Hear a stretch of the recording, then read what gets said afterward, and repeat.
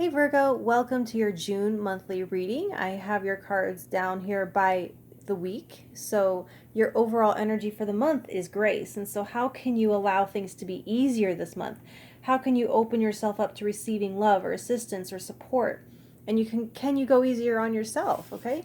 So for the first week, you have the 5 of Swords in reverse with the World reversed.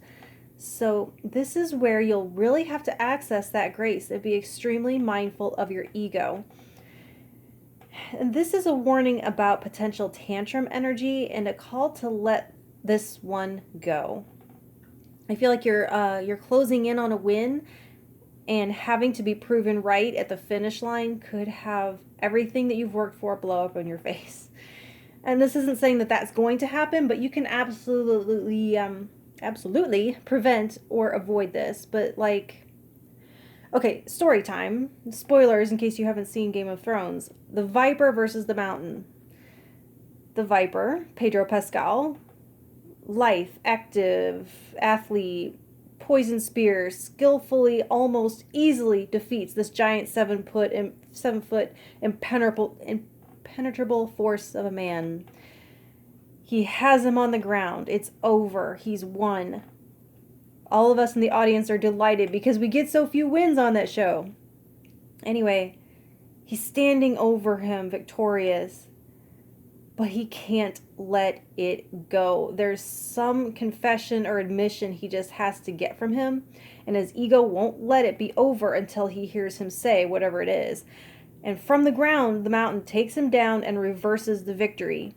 Most gruesomely, I might add. So I remember screaming at the screen just like his wife did. But anyway, grace is going to save your ass this week. All I can say here is don't do it. Let it go and take your win, okay? Don't be that guy. So for the second week, you have the Ace of Cups with the Hermit reversed. After the energy of that first week passes, you may really need to pour your emotions out to someone and to spill your guts, so to speak. So make sure it's someone that you trust, someone that you can count on to have grace for you when you're not feeling it for yourself.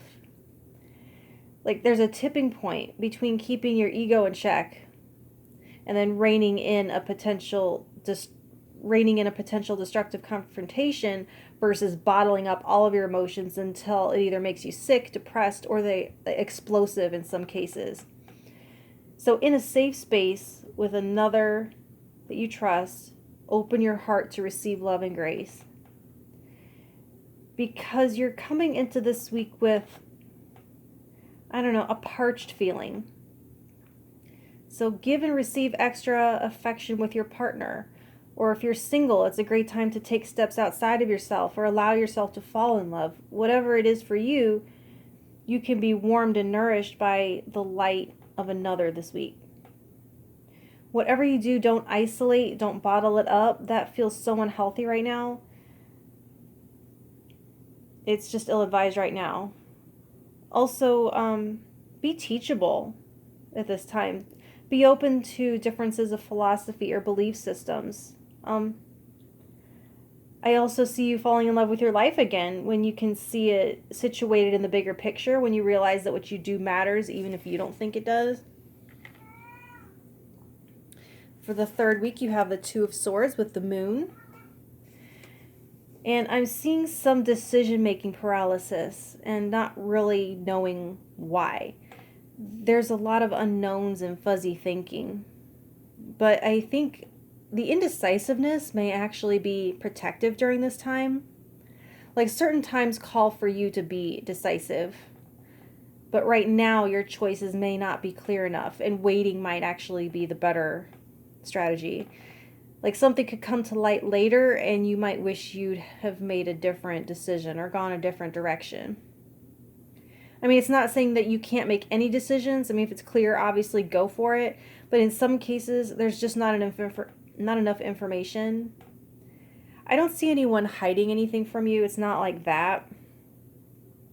It's just that everything isn't visible. It's foggy or the connection is spotty. And if it helps, take some time out to clarify your own motives or address some fears that may be making the decisions more complex than they really have to be. Once again, the name of the game is easier. So don't force anything on ripe. Allow a maybe pile, if that makes sense. Like, keep trash and think about later. I don't mean to promote procrastination, but always charging forward, even if you don't have clarity, that's no better. So be mindful of your blind spots. That's big here. Maybe that means while you're driving, or maybe that means about what is driving you. So that could be your blind spot in your car, or your blind spot, like they say, psychologically. You're just going to have to wait, kitty. Hang on, I'm almost done. So for the 4th week, you have the Page of Wands and the Page of Cups.